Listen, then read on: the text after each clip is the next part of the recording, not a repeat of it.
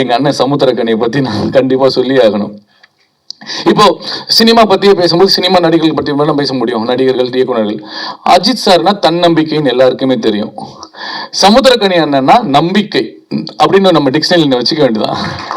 நம்பிக்கை, ஒழுக்கம், எப்படி வாழணும், அன்போடு எப்படி வாழணும், அறத்தோடு எப்படி வாழணும்னா சமுத்திரக்கனி அண்ணன் அப்படின்னு ஒரு நம்ம வந்து போட்டுக்கலாம் நான் நினைக்கிறேன்.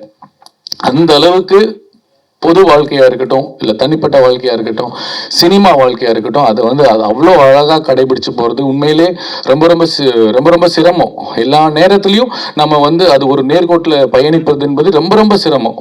அது பயணிச்சுட்டு ஜெயிக்கிறது அதை விட சிரமம். இப்போ அண்ணன் தமிழ் சினிமா மட்டும் இல்லாமல் தெலுங்கு, கன்னடம், ஹிந்தி போறீங்களாண்ணா? ஸோ இன்னும் போகணும். இது லாங்குவேஜ், கலைஞனுக்கு லாங்குவேஜ் பேரியரே கிடையாது. அதனால எங்க வேணா போலாம். ஆனா ஆமா, அல்ல அந்த பேரியர் சொல்லனே, இந்த நடிக்க கூடாதுன்னு ஒரு தடை கிடையாது.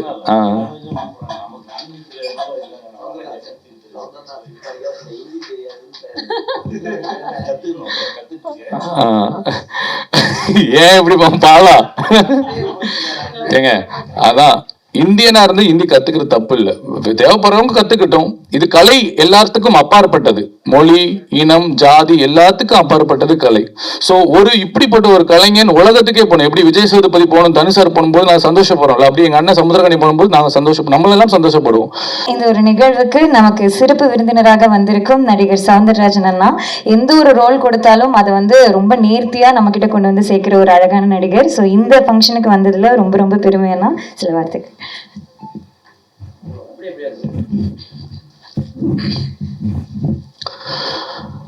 மண்ணுக்கும் மக்களுக்கும் வணக்கம். நான் மாணிக்கம் இல்லை திருமாணிக்கம் படத்தில் நான் நடிக்கலை, எந்த வேலையும் செய்யலை. ஆனால் அந்த படத்தை நான் கொண்டாடிட்டே இருக்கேன் இன்னுமே. காரணம், இப்போ தங்கம், வைரம், பிளாட்டினம், முத்து, பவளம், ஏகப்பட்ட விலை உயர்ந்த பொருளுக்கு விலை இருக்கு. விலை ஏதோ ஒரு விலை இருக்கும். இந்த திருமாணிக்கத்துக்கு விலையே கிடையாது. நான் ஏன் இதை இவ்வளோ மிகைப்படுத்தி பேசுகிறேன்னா, அந்த படத்தை பார்த்தவங்களுக்கு தெரியும் அதனுடைய உண்மை.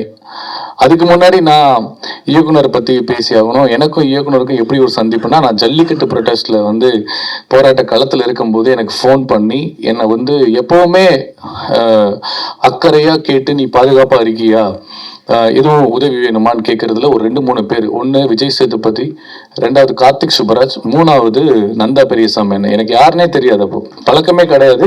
என் நம்பரை வாங்கி என்னை வந்து நலம் விசாரித்த இந்த 3 பேரை நான் என்றைக்குமே மறக்க முடியாது. அதுக்கப்புறம் வந்து நந்தா பெரியசாமி வந்து சொல்லிட்டே இருந்தேன், அதனாலே நீ நானும் சேர்ந்து ஒரு படம் பண்ணணும்டா, உன்னுடைய உண்மையான உணர்வு, அந்த தமிழ் பற்று, அந்த கன்சிஸ்டன்சி, தொடர்ந்து போராட்ட குணம் எல்லாமே அப்படின்னு சொல்லிட்டு ஆனந்தம் வீடுன்னு ஒரு படம் கொடுத்தாரு. அதுக்கப்புறம் தான் தெரியும் நந்தா பெரியசாமி அண்ணனுக்குள்ள வந்து ஒரு மிகப்பெரிய ஒரு கதையாசிரியர் இருக்காரு. அவர் ஒரு பெரிய எழுத்தாளர். உங்க எல்லாருக்கும் தெரியுமா தெரியலன்னு தெரியல. ஒரு பத்திரிகை துறையில மிகப்பெரிய எழுத்தாளராக இருந்து, பத்திரிகை ஆசிரியராக இருந்து, அதுக்கப்புறம் கதையாசிரியராக, அப்புறம் உதவி இயக்குனர். பெரிய நீண்ட ஒரு பயணம் இருக்கு அவருக்கு. பல கஷ்டங்களை கடந்து, இன்னல்களை கடந்து, எல்லாமே கடந்தா வரணும்.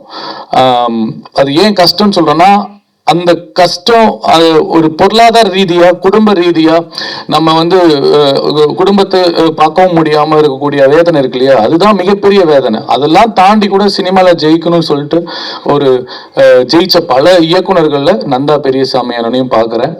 அவருடைய திறமை நிறைய பேருக்கு தெரியும், தெரியாதவங்களுக்கு இதன் மூலியமா நான் தெரிவிக்கணும்னு ஆசைப்படுறேன். ரஷ்மி ராக்கெட்னு ஒரு படம், அது வந்து தாப்சி நடிச்சாங்க, ஹிந்தியில் மிகப்பெரிய பிளாக் பஸ்டர் ஹிட்.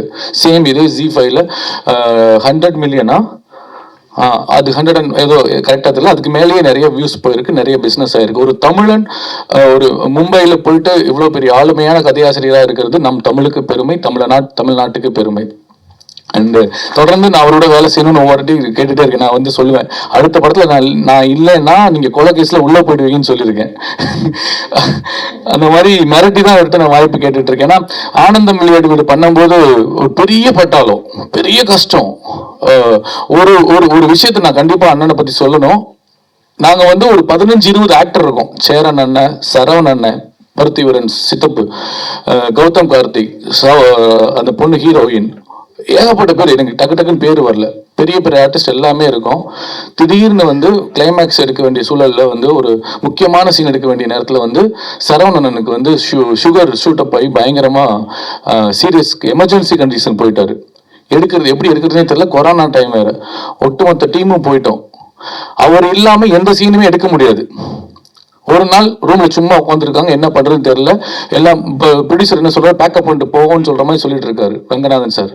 இல்ல முடியாது, எல்லாரையும் ஒன்று சேர்க்க முடியாது, இவ்வளவு டேட் வாங்க முடியாதுன்னு சொல்லிட்டு அவர் எல்லாமே ஷூட் பண்ணலாம்னு சொல்லி டூப் வச்சு ஷூட் பண்ணி, அதுக்கப்புறம் வந்து ப்ரொடியூசருக்கு செலவு இல்லாம எப்படி சீட் பண்ணி அதை திருப்பி எப்படி மேட்ச் பண்ணாருன்னே படத்தை பார்த்த போது எனக்கே ஆச்சரியமா இருக்கு. எனக்கு டவுட் ஆச்சு, என்னங்க எப்படி எடுக்கிறீங்க, சரியா வருமான்னு கேட்டுட்டே இருப்பேன். எனக்கு டெக்னிக்கலா தெரியாது, பட் அது படம் பார்க்கும்போது அப்படி தெரியவே இல்லை. அந்த அளவுக்கு ஒரு தயாரிப்பாளருக்கு ஃப்ரெண்ட்லியாகவும் இக்கட்டான சூழ்நிலையில தன்னுடைய படத்தை எப்படி எடுக்கணுன்ற ஒரு மிகப்பெரிய ஆளுமையும் கொண்ட நந்தா பெரியசாமி அவர்கள் இன்னும் மிகப்பெரிய ஒரு இடத்துக்கு போகணும். அதுக்கு உங்களுடைய சப்போர்ட் வேணும்னு சொல்லி நான் கேட்டுக்கிறேன். அடுத்து எங்க அண்ணன் சமுத்திரக்கனியை பத்தி நான் கண்டிப்பா சொல்லி ஆகணும். இப்போ சினிமா பத்தியே பேசும்போது சினிமா நடிகர்கள் பற்றி மட்டும் பேச முடியும், நடிகர்கள், இயக்குநர்கள். அஜித் சார்னா தன்னம்பிக்கைன்னு எல்லாருக்குமே தெரியும். சமுத்திரக்கனி அண்ணன்னா நம்பிக்கை அப்படின்னு நம்ம டிக்ஷனரியில் வச்சுக்க வேண்டியதான். நம்பிக்கை, ஒழுக்கம், எப்படி வாழணும், அன்போடு எப்படி வாழணும், அறத்தோடு எப்படி வாழணும்னா சமுத்திரக்கனி அண்ணன் அப்படின்னு ஒரு நம்ம வந்து போட்டுக்கலாம் நான் நினைக்கிறேன். அந்த அளவுக்கு பொது வாழ்க்கையா இருக்கட்டும், இல்ல தனிப்பட்ட வாழ்க்கையா இருக்கட்டும், சினிமா வாழ்க்கையா இருக்கட்டும், அதை வந்து அது அவ்வளோ அழகா கடைபிடிச்சு போறது உண்மையிலே ரொம்ப ரொம்ப சிரமம். எல்லா நேரத்திலையும் நம்ம வந்து அது ஒரு நேர்கோட்டில் பயணிப்பது என்பது ரொம்ப ரொம்ப சிரமம். அது பயணிச்சுட்டு ஜெயிக்கிறது அதை விட சிரமம். இப்போ அண்ணன் தமிழ் சினிமா மட்டும் இல்லாம தெலுங்கு, கன்னடம், ஹிந்தி போறீங்கன்னா ஸோ இன்னும் போகணும். இது லாங்குவேஜ், கலைஞனுக்கு லாங்குவேஜ் பேரியரே கிடையாது. அதனால எங்க வேணா போலாம். ஆனா ஆமா, அல்ல அந்த பேரியர் சொல்லனே, இந்த நடிக்க கூடாதுன்னு ஒரு தடை கிடையாது.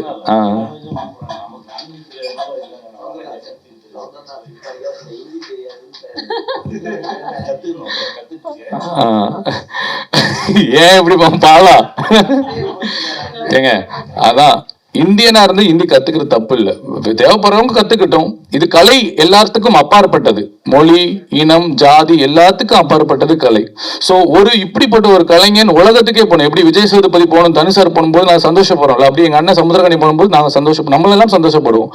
ஸோ அப்படிப்பட்ட ஒரு நம்பிக்கை என்றால் எங்க அண்ணன் சமுத்திரக்கனி தான். அந்த படத்துல நடிக்கும் போது உண்மையிலே நான் 3 வாட்டி பார்த்தேங்க இந்த படத்தை. 3 வாட்டி பார்த்துட்டு 3ஆவது தடவை இவருக்கு தேட்டரில் கூப்பிட்டு வச்சு மாலையை போட்டேன். 2 பேருமே கூப்பிட்டு, அண்ணன் அவைலபிள் இல்லை, அவருக்கு ஃபோன் பண்ணி பார்த்தேன், பிஸியாக இருந்தார். டைரக்டர் கூப்பிட்டு தேட்டர்லேயே வச்சு முடிச்ச உடனே அந்த இடத்துலயே மாலையை போட்டு ஒரு வேலை நான் பண்ணேன். ஏன்னா பாராட்டு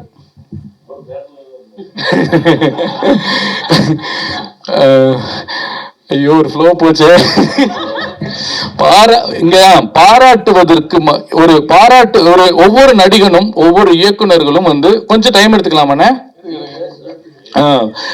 ஏன்னா இந்த மாணிக்கத்தை பத்தி பேச வேண்டியது அவ்வளவு இருக்கு, கணியனை பத்தி பேச வேண்டியது நிறைய இருக்கு.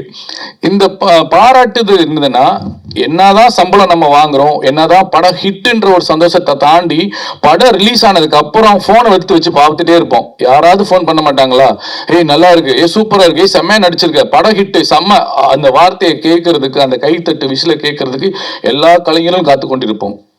அப்படி அந்த பாராட்ட நேரடியா போய் பாராட்டும் நான் நினைச்சேன். இந்த 2 வருஷமா நான் என்னோட ட்ரஸ்ட்ல இருந்து அது ஒரு வேலையா பண்ணிட்டு இருக்கேன். முதல் முறையா கருடனுக்கு, சூரியனுக்கு போய் பாராட்டினேன், நேரடியா போய் பாராட்டினேன். அடுத்து அமரன் டைரக்டர் போய் நான் பாராட்டினேன். அடுத்து அண்ணனை போய் பாராட்டி இருக்கேன். எனக்கு பர்சனலா நான் கனெக்ட் ஆகும்போது நான் பாராட்டிருக்கேன். அது மற்ற படத்தை கம்பேர் பண்ணல. ஸோ பாராட்டு என்பது மிகப்பெரிய ஒரு விஷயம். அந்த விஷயம் நான் ஏங்குறேன், எனக்கு வேணும்னு நினைக்கிறேன், அதை நான் கொடுக்குறேன். இப்போ அதுதான் நான் இங்க வந்திருக்கேன். ஸோ சமுத்திரக்கனி அண்ணன் வந்து நான் வந்து லண்டன்ல இருக்கும் போது அவர் மதுரைன்னு தெரியும். அதுக்கப்புறம் தான் தெரியும், இங்க வந்ததுக்கப்புறம் தெரியும் அவர் ராஜபாளையம். அப்போ நான் நினைச்சுப்பேன், ஓகே சமுத்திரக்கனி அண்ணன், சசிகுமார் அண்ணன், நம்ம சவுந்தரராஜா சா அப்படின்னு சொல்லி இந்த மாதிரிலாம் கனவு கண்டு இவங்களோட வேலை செய்யணும்னு ஆசைப்பட்டேன், வேலை செஞ்சேன். என்னுடைய ஆசையை அவங்கள நோக்கி போயிட்டே இருந்தேன், வேலை செஞ்சேன், அவங்கள மாதிரி வாழணும்னு நினைச்சிட்டு இருக்கேன். அதுக்கு எல்லாமே இவங்க எனக்கு ஒரு முன்னோடிகள். இவங்க ஸோ இந்த மாதிரி நல்ல நல்ல கலைஞர்களையும் நல்ல நல்ல மனிதர்களையும் படங்கள் மூலியமாகவும் சரி, சொந்த வாழ்க்கை மூலியமாகவும் சரி, கனி அண்ணன், சசி அண்ணன், பாலா அண்ணன், இவங்க எல்லாம் எங்களுக்கெல்லாம் மிகப்பெரிய, பாரதராஜா ஐயா எல்லாருமே எங்களுக்கு மிகப்பெரிய முன்னோடி. அதில் சொல்வதில் நான் மாறுதட்டி கொள்வேன், நானும் மதுரக்காரன் தான் அப்படின்னு. ஸோ அந்த ஒரு அங்க ஆரம்பிச்ச வட்டம் சசி சமுத்திரக்கண்ணன் நம்ம இருந்த ஒரு லவ், காதல் எல்லாமே இன்னமும் குறையாம இருக்கு. இப்பயும் எங்க பார்த்தாலும் அவரை தனியா பாக்குறதுக்கான வாய்ப்பு எனக்கு ரொம்ப கம்மியாயிடுச்சு. ஒரு 4-5 வருஷத்துக்கு முன்னாடி, 6 வருஷத்துக்கு முன்னாடி நினைக்கிறேன். அப்பனா ஆபீஸ்ல போய் பார்ப்பேன், வருவேன். இப்போ வாய்ப்பே இல்லை. எங்க இருக்கா, இந்த பிளைட்ல இருக்கான்னு பிளைட்ல இருக்கான்னு சொல்லுவாரு மோகன் சந்திரன் என்ன கேட்டா. ஸோ இன்னும் சமுத்திரக்கண்ணன் நல்லா பெரிய ஒரு இடத்துக்கு போகணும். நம் தமிழ் படம் எல்லா இடத்துலையும் போய் சேரணும்னு அவருக்கும் என்னுடைய வாழ்த்துக்கள். இந்த படத்தில் ஒர்க் பண்ண எல்லாருக்குமே என்னுடைய வாழ்த்துக்கள். அண்ட் நாசர் சார், இந்த படத்தில் எல்லாருமே நல்லா சூப்பராக வேலை பார்த்தாங்க. நாசர் சாரை பற்றி சொல்லியே ஆகணும். இந்த படத்துல தான் எனக்கு நாசர் சார் நடிப்பை பற்றி நம்ம சொல்றது எல்லாருக்குமே தெரியும். இதுல அப்படியே வாழ்ந்திருப்பாரு, ஒரு அந்த கேரக்டராகவே வாழ்ந்திருப்பாரு. ஒரு எனக்கு பார்த்தப்போ கடைசியில் கையெடுத்து கும்பிட்டுட்டேன் நான். சாய்பாபா மாதிரி எனக்கு தெரிஞ்சது அந்த கேரக்டர். ஸோ அந்த அளவுக்கு இப்ப நான் யோசிக்காம இவ்வளவு பேசுறேன்னா எனக்கு மாணிக்கம் அவ்வளவு பாதிச்சிருக்கு. இந்த பாதிப்பு எதுக்காகனா நேர்மைக்காக. எல்லா மனிதர்களும் அன்போடு வாழணும், அறத்தோடு வாழணும், நேர்மையோடு வாழணும், ஒழுக்கத்தோடு வாழணும். முடிஞ்ச அளவுக்கு இது வாழ்ந்துதான் ஆகணும் அப்படின்றத நானும் வலியுறுத்துறேன். இந்த படமும் அதுதான் வலியுறுத்துகிறது.